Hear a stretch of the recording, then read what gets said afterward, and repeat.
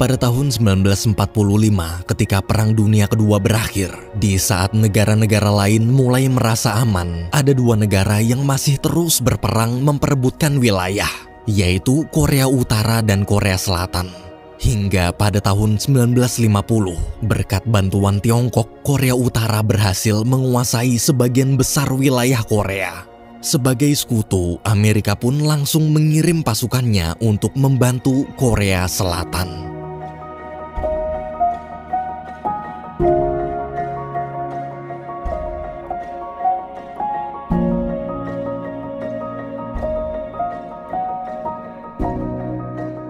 Pria ini bernama Tom. Dia adalah pilot pesawat perang Amerika Serikat. Pagi itu, Tom dipindah tugaskan ke kota Kingstown, bagian utara Amerika. Sesampainya di markas baru, Tom bertemu pilot kulit hitam bernama Jesse. Tom kagum di zaman yang masih kental rasisme itu. Ternyata ada orang kulit hitam seperti Jesse bisa masuk militer. Agar lebih akrab, Tom mencoba mengajak ngobrol, tapi Jesse hanya jawab singkat lalu pergi dari sana. Melihat sikap Jesse, Tom cuma bisa istighfar. Setelah berkenalan dengan pilot-pilot lain, mereka semua kemudian berkumpul mendengarkan arahan komandan. Dari hasil pemilihan formasi, Jesse dan Tom terpilih menjadi pasangan.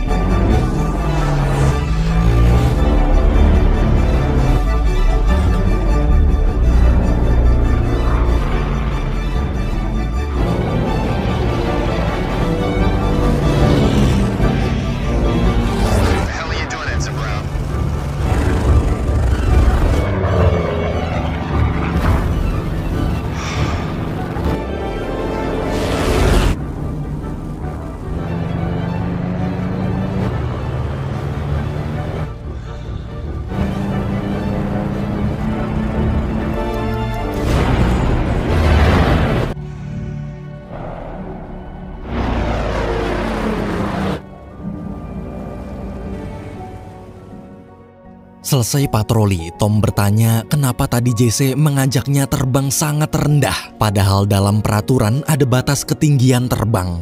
Dengan santai, Jesse menjawab, sebagai pilot, jika suatu saat nanti berperang, mereka harus bisa menghadapi medan sesulit apapun tanpa harus selalu terikat peraturan. Jadi anggap aja yang tadi cuma latihan. Mendengar itu, lagi-lagi Tom istighfar. Malamnya, para pilot kulit putih berpesta di rumah komandan. Di sana, salah satu pilot memberitahu agar tak terkena masalah, lebih baik Tom jangan terlalu dekat dengan orang kulit hitam seperti Jesse. Di sisi lain, terlihat Jesse baru pulang ke rumah. Di komplek perumahan itu, para tetangga menjaga jarak karena keluarga Jesse adalah satu-satunya keluarga kulit hitam. Hampir setiap hari ada tetangga yang memanggil polisi untuk menegur keluarga Jesse cuma gara-gara hal sepele. Namun meski kehidupan mereka sulit, Jesse bersama istri dan putri kecilnya tetap bahagia. Besoknya di markas, Komandan Angkatan Laut Amerika datang. Komandan memberitahu menurut informasi beberapa hari lagi Uni Soviet akan menyerang perbatasan Laut Tengah atau Mediterania. Komandan juga bilang kalau presiden telah menugaskan semua pilot di markas ini untuk ikut bertempur. Jadi besok para pilot harus berlatih mendaratkan pesawat ke kapal. Esok hari latihan pun dimulai.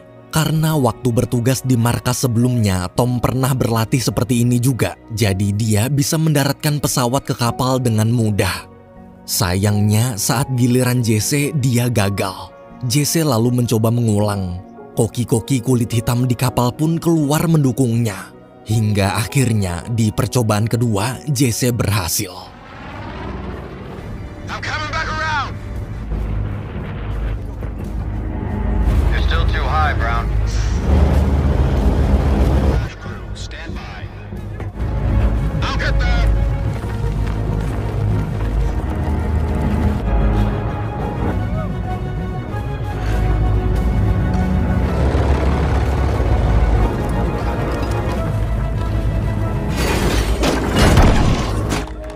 Gimana, Jesse?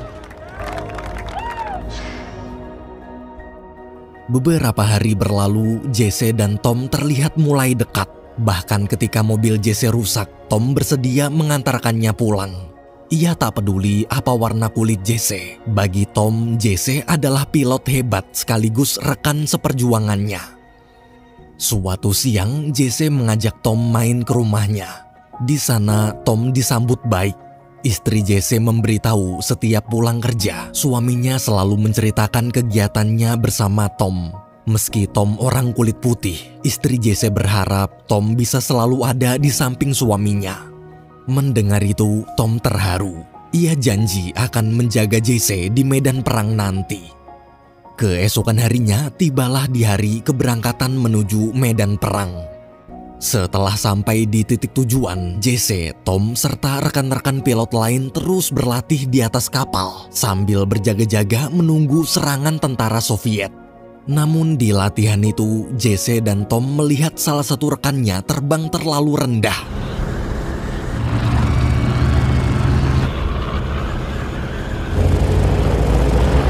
Make the deck. He'll make it. Stand by. Crash crew, stand by. Still low, Maury.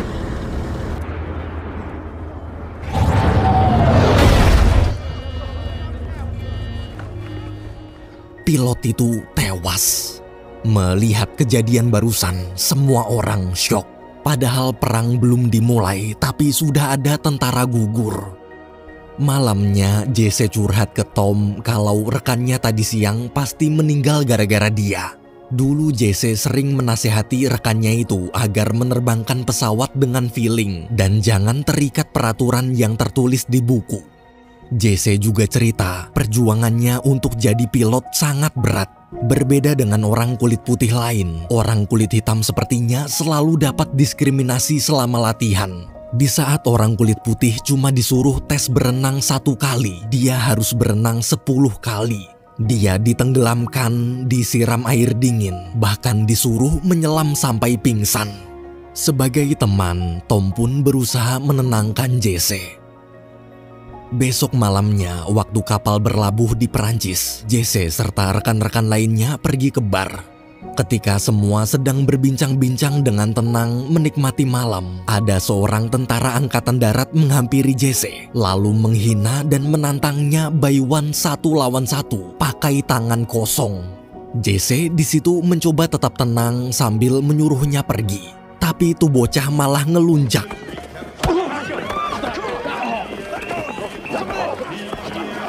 Di tengah keributan, tiba-tiba terdengar sirine mobil polisi. Seluruh tentara pun kabur, termasuk Jesse dan Tom. Saat keadaan mulai tenang, Jesse bertanya, kenapa tadi Tom membelanya? Tom bilang alasan dia membela Jesse tak ada hubungannya dengan warna kulit. Bagi Tom, teman tetaplah teman. Tengah malam, komandan menyuruh semua pilot berkumpul, lalu memberitahu kalau saat ini tentara Korea Utara dan Tiongkok telah mengepung wilayah Korea Selatan. Karena ini keadaan darurat, jadi besok semua pilot harus sudah siap ikut bertempur.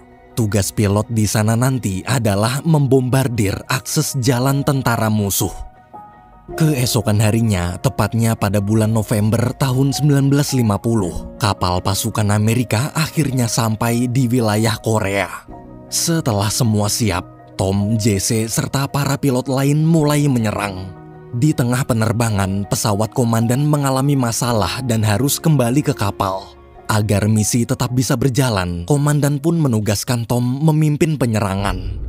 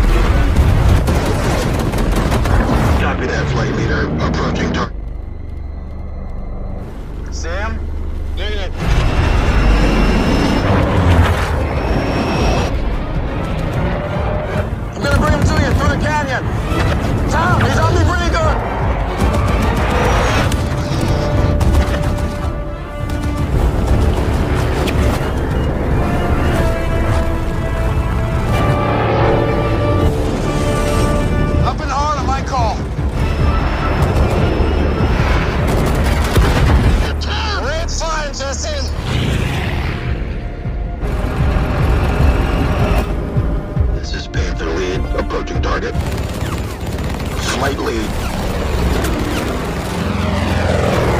Di tengah gempuran serangan musuh, Tom memerintahkan para pilot mundur, tapi Jesse menolak. Dia tetap nekat menyelesaikan misi.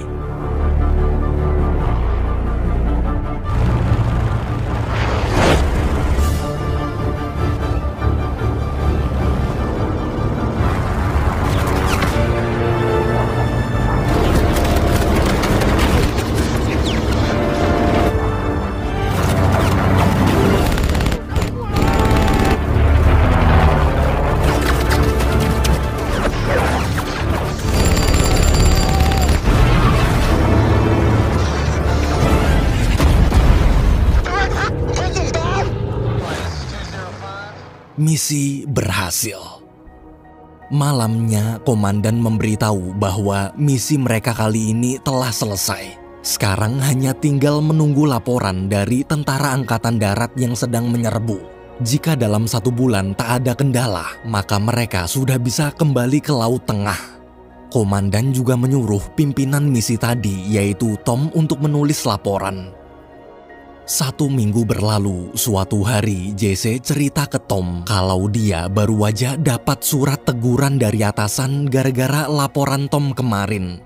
Karena dalam laporan tak boleh ada yang disembunyikan, jadi Tom terpaksa melaporkan sikap Jesse yang melawan perintahnya di misi penyerangan kemarin. Jesse sangat kecewa. Mungkin bagi Tom, surat itu cuma surat teguran biasa. Tapi bagi Jesse yang orang kulit hitam, surat itu bisa membuatnya dipecat. Mendengar ucapan temannya, Tom merasa bersalah. Demi memperbaiki kesalahannya, dia berinisiatif meminta bantuan pilot-pilot lain untuk menulis laporan tentang kehebatan Jesse di misi kemarin. Tapi bukannya senang, Jesse justru berkata kalau semua sia-sia. Sekali tentara orang kulit hitam ketahuan berbuat kesalahan, maka selamanya dia akan dicap jelek. Besok siangnya, waktu Jesse sedang merenung, Kepala Koki datang. Kepala Koki kemudian memberikan jam tangan mahal sambil bilang kalau jam itu adalah hadiah dari hasil patungan koki-koki di sini untuk mendukung Jesse. Ketika melihat kehebatan Jesse sampai bisa jadi pilot, dia dan koki kulit hitam lain seperti tertampar. Mereka baru tahu orang kulit hitam ternyata juga bisa meraih mimpi yang lebih tinggi dari yang selama ini mereka pikirkan.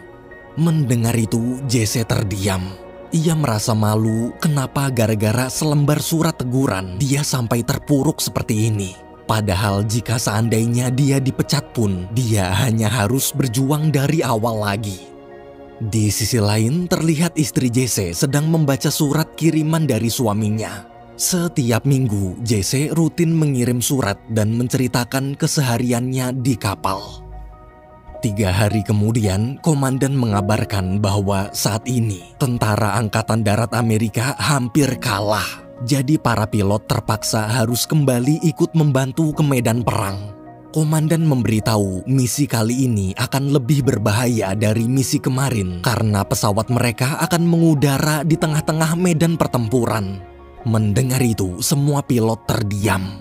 Meski takut, tapi tugas tetaplah tugas. Bagaimanapun juga, sebagai tentara, mereka harus siap berperang. Keesokan harinya, penyerangan pun dimulai.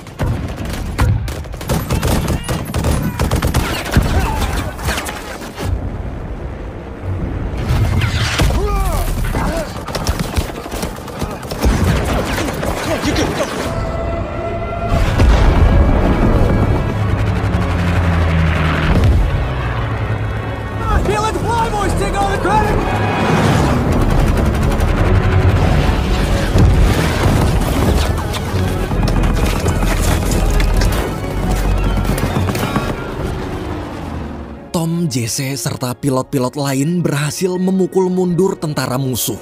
Ketika keadaan mulai tenang, Tom melihat ada asap keluar dari sayap pesawat Jesse.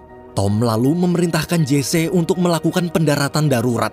Tapi waktu sebentar lagi akan mendarat, baling-baling pesawat Jesse macet.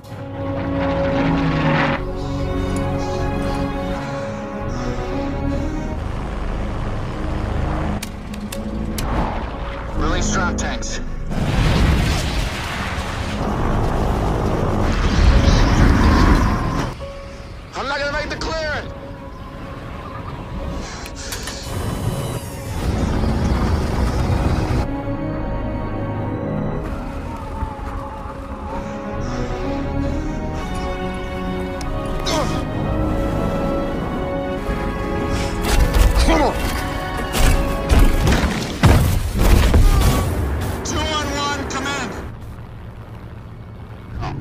Jesse, come on. Dari atas, Tom terus memanggil Jesse namun tak ada jawaban. Karena khawatir, dia memutuskan ikut mendarat juga.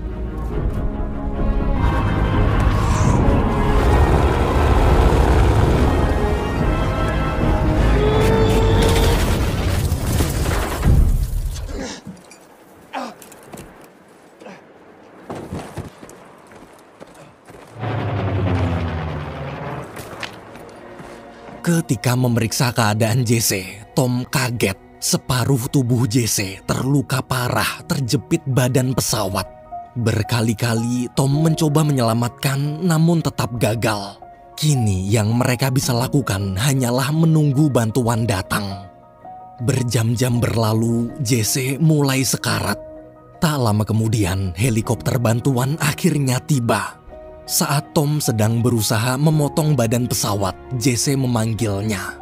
Dengan suara pelan, Jesse meminta sahabatnya itu menyampaikan pesan terakhir untuk istrinya di rumah. Pesan bahwa Jesse mencintainya, sangat mencintainya. Setelah mengatakan itu, Jesse menghembuskan nafas terakhirnya.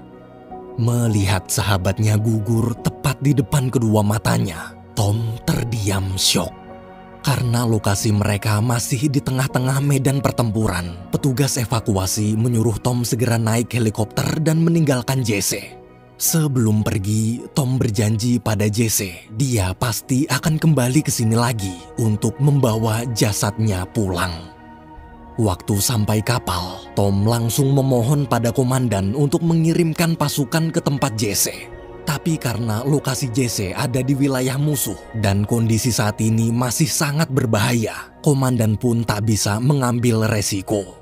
Satu-satunya cara membawa jasad Jesse pulang hanyalah menunggu sampai perang berakhir.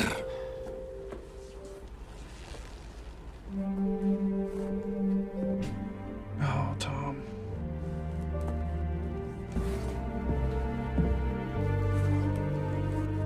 Yesterday, we lost a great aviator. His loss is felt all across this ship.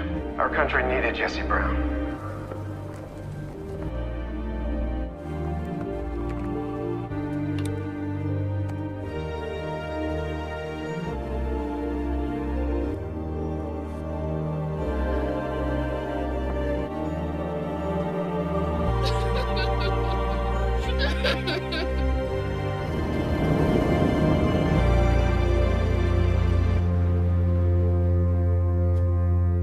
Satu tahun kemudian, peperangan pun berakhir. Sebagai penghormatan, Presiden memberikan penghargaan untuk Tom. Tak hanya Tom, almarhum Jesse yang diwakilkan istrinya juga dapat penghargaan. Selesai acara, Tom yang masih merasa bersalah meminta maaf pada istri Jesse karena gagal melindungi Jesse di medan perang. Mendengar ucapan Tom, sambil tersenyum, istri Jesse bilang kalau dari awal dia hanya meminta Tom berjanji untuk selalu ada di sisi suaminya. Dan Tom menepati janji itu. Istri Jesse justru berterima kasih pada Tom. Terima kasih selama ini telah menjadi sahabat setia suaminya.